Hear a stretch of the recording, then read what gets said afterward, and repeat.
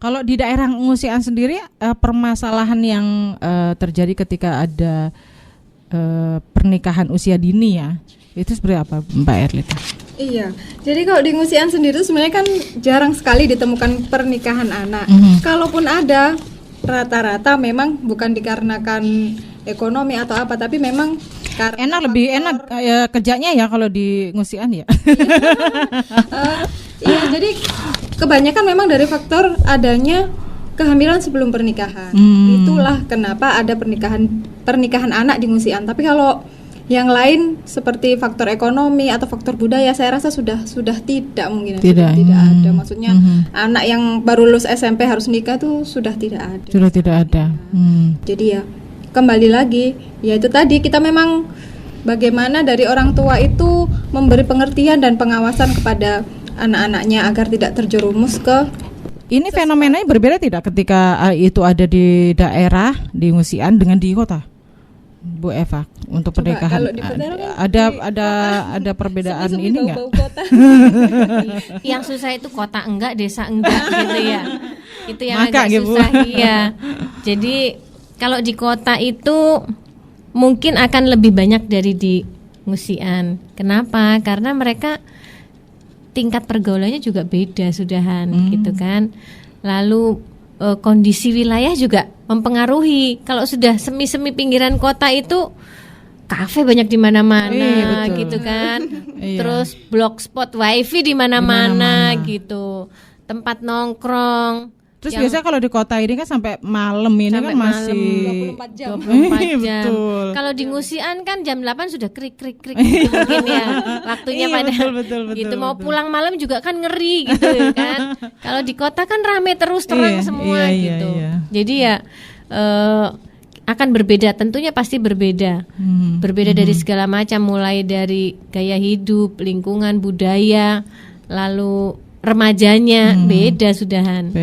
Beda. Bisa jadi mungkin remaja ini mungkin ya, ini tidak membandingkan bagaimana bisa jadi mungkin di Ngusian lebih kondusif keadaannya remajanya gitu, karena tidak masuk paparan yang macam-macam tidak terpapar yang aneh-aneh gitu. Kenakalannya juga berbeda jenisnya. Iya pastilah. Jenisnya beda. Kalau di daerah gitu jenis seperti apa?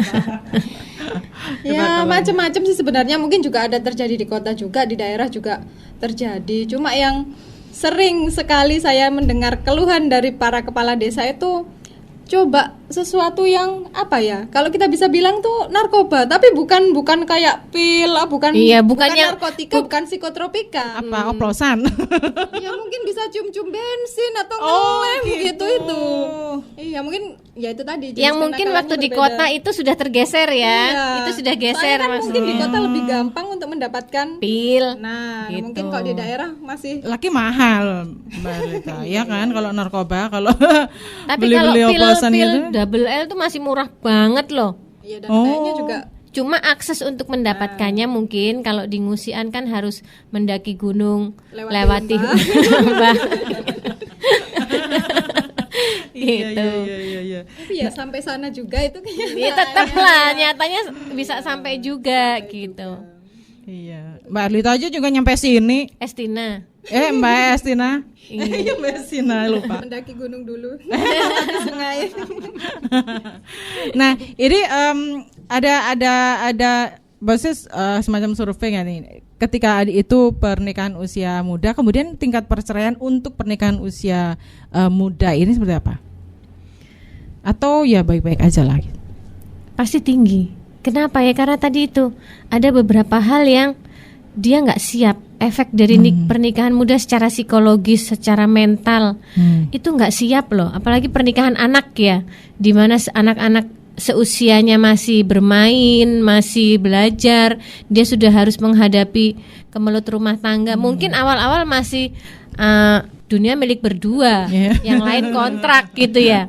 Tapi begitu enak-enak sudah aja. Ada anak, ngerasain kebutuhan bahwa ternyata tidak bisa hanya makan cinta kan, ada susu, pampers dan sebagainya, sudah beda lagi. Nah itu nanti akan timbul konflik di situ, mulai dari ekonomi, Belum lagi yang suami mungkin karena masih anak-anak masih suka bermain yang harusnya mencari nafkah, atau istrinya butuh suaminya untuk mengasuh anak misalnya atau bergantian, nggak bisa. Otomatis pasti akan besar arahnya, peluangnya untuk bercerai. Dan nggak ada beban loh, mereka bercerai ya sudah, anaknya nanti gimana, kan ada kakek neneknya gitu, nggak ada beban karena ya. Nah ini memang makanya orang tua betul-betul penting peran di sini gitu. Iya, gitu.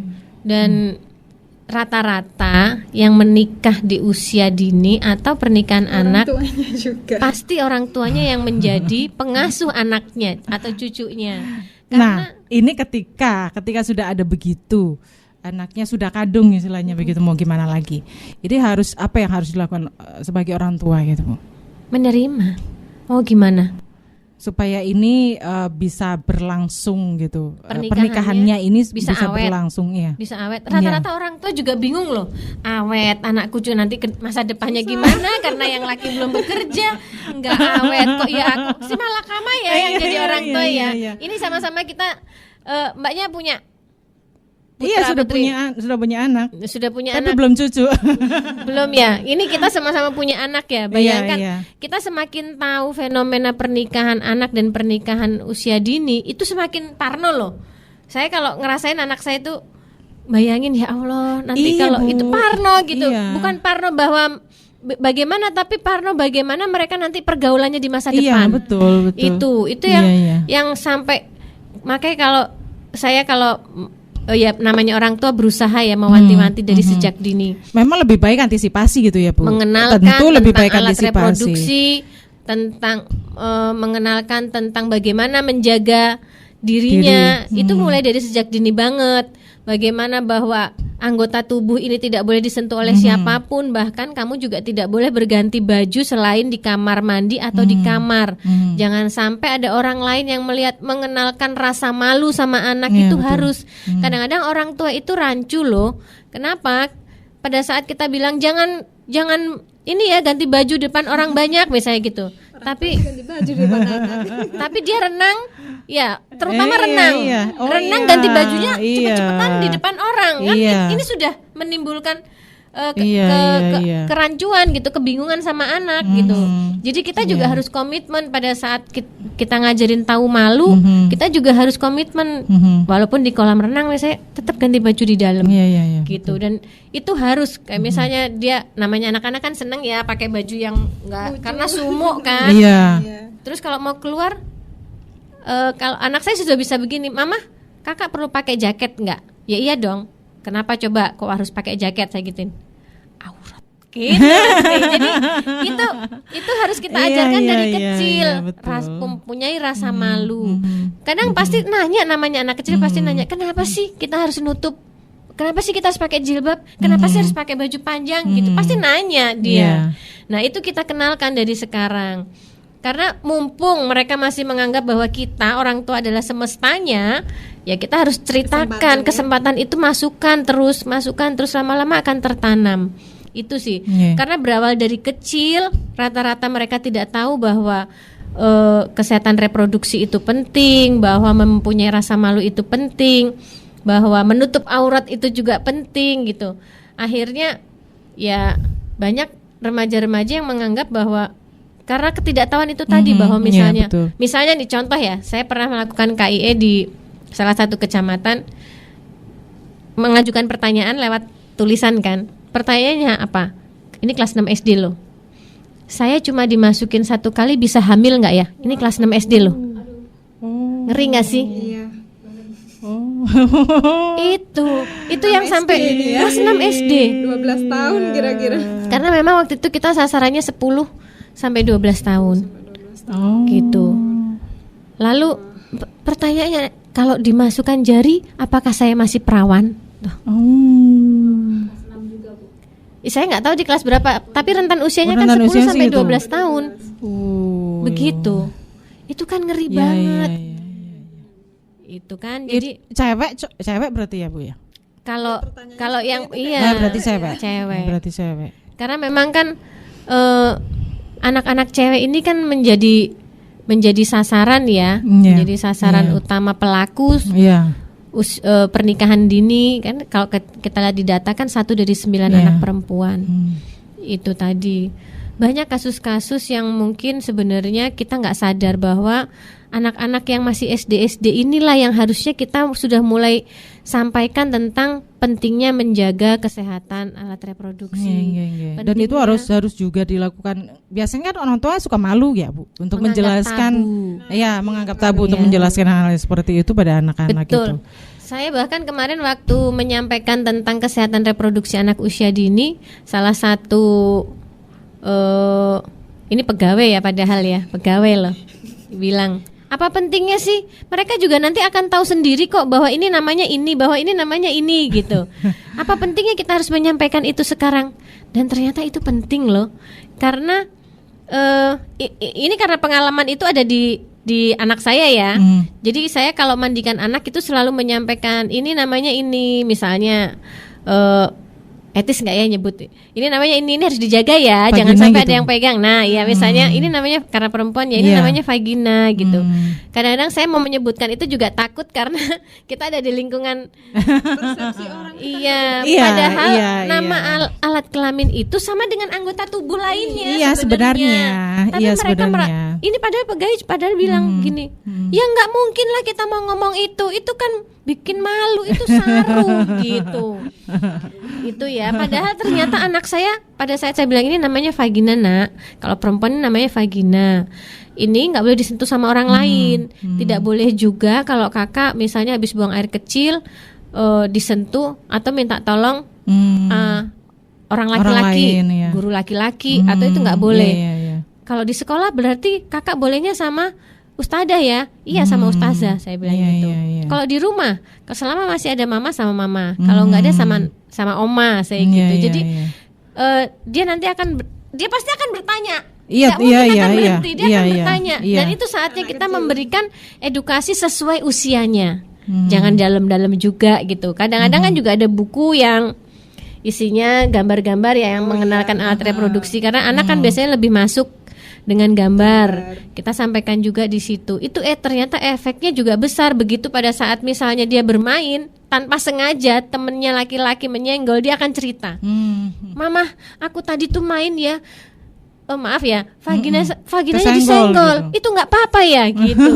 Itu akhirnya kan, khawatir dia. Iya, otomatis kan akan cerita, mencoba mencerita itu. Dan kita juga tidak membuat jarak bahwa itu tabu gitu loh. Jangan sampai mereka merasa membicarakan itu ke kita orang tuanya juga malu gitu. Kita orang tuanya loh gitu. Makanya kita kalau bisa ya bicaranya sama orang tuanya gitu. Betul. Pun anak saya waktu laki-laki di pondok, saya sampaikan kalau sampai ada yang minta kamu harus menurunkan celana, kamu harus lapor ya sama mama.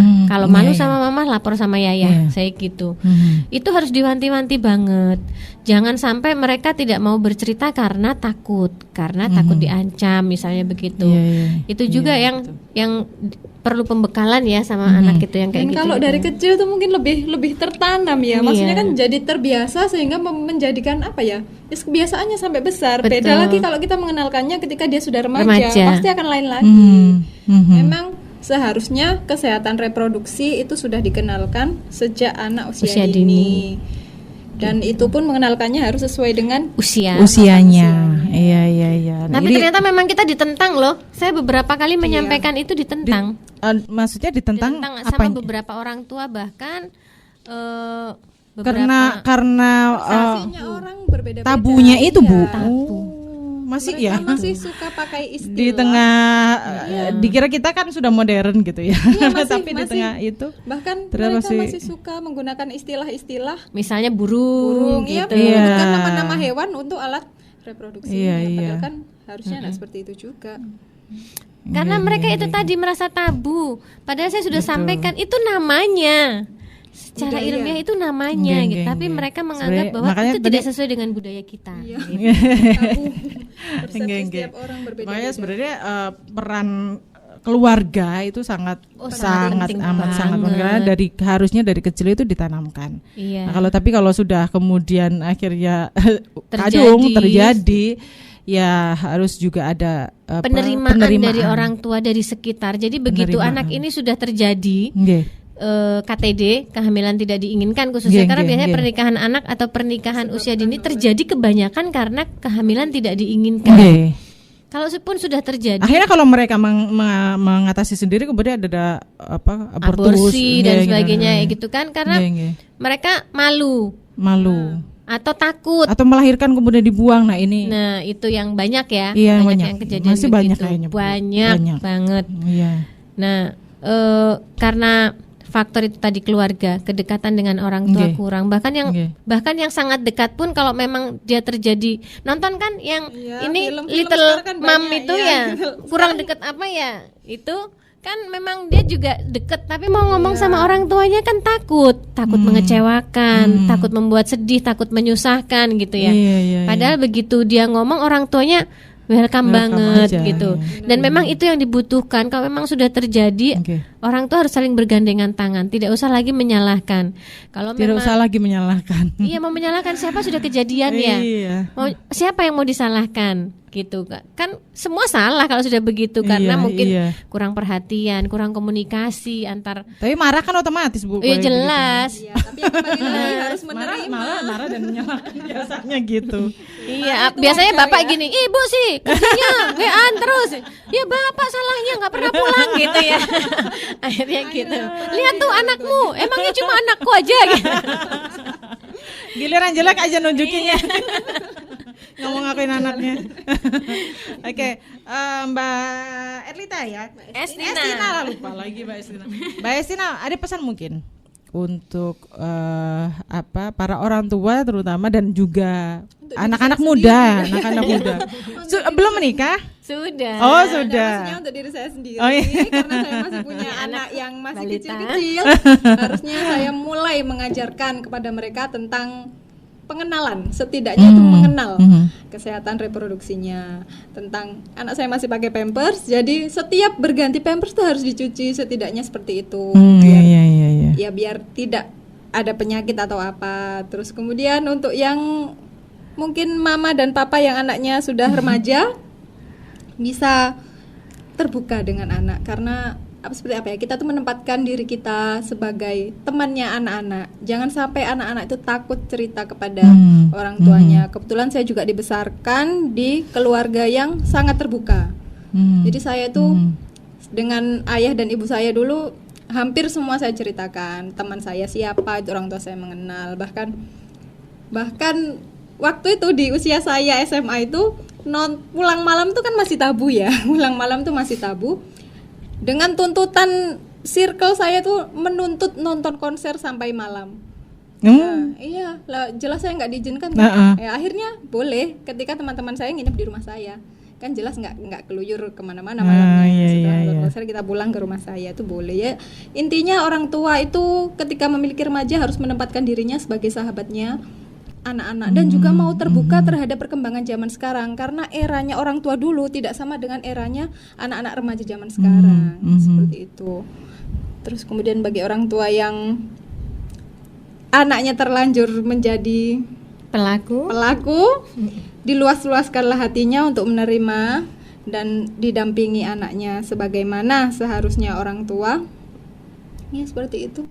Ini tentu masih butuh bimbingan ya. Tentu saja, yang butuh bimbingan nggak hanya remajanya, orang tuanya pun juga butuh bimbingan. Saya yakin, karena memang sebagai orang tua itu kan kita terus belajar, karena pasti ada hal yang baru seperti itu.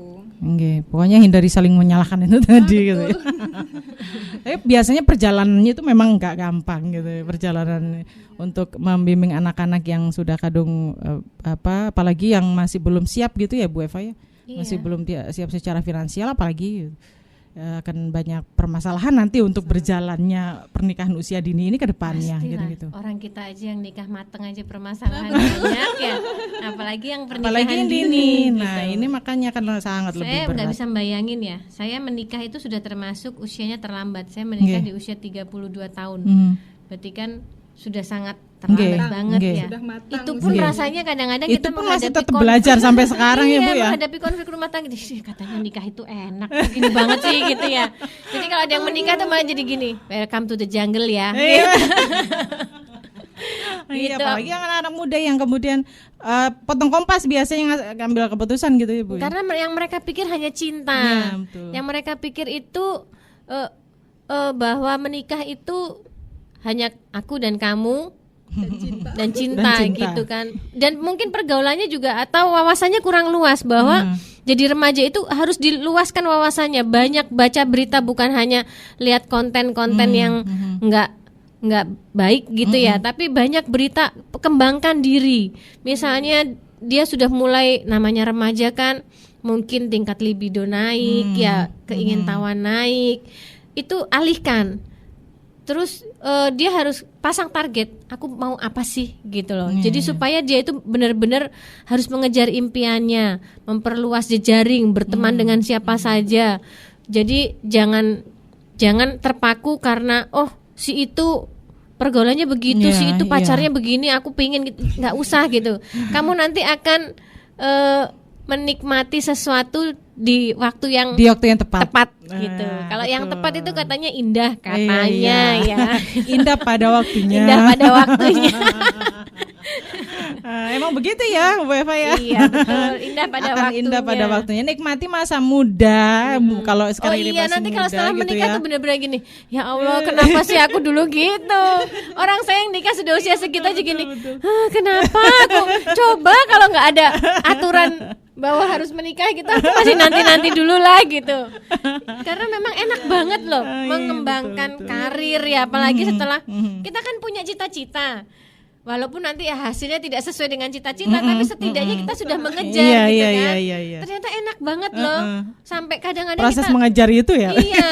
Wah dulu apalagi kalau ngeliat temen, sampai dia bisa dapat beasiswa ke luar negeri, dia sampai bisa jadi dokter. Kok aku dulu gak gitu, bodoh banget sih aku, kenapa sih aku pacaran dulu gitu kan. Itu. Sekarang kegandolan anak lah ya. Apalagi kalau masih muda kegandolan anak. Ya bukan berarti bahwa kita jadi terbeban ada anak ya. Anak itu juga anugerah kalau tepat waktunya. Kalau tepat gitu waktunya kan. betul. Karena pada saat sudah menikah, apa sih yang diharapkan selain keturunan gitu. Tapi memang itu tadi, kalau menikahnya sudah di usia yang tepat, maka semuanya sudah terencana. Aku menikah usia sekarang, usia misalnya aku akan menikah di usia 23. Nanti aku akan punya anak di usia sekian. Itu yang namanya genre ya, generasi berencana. Semuanya terencana, karena kalau terencana maka semua akan lebih indah gitu.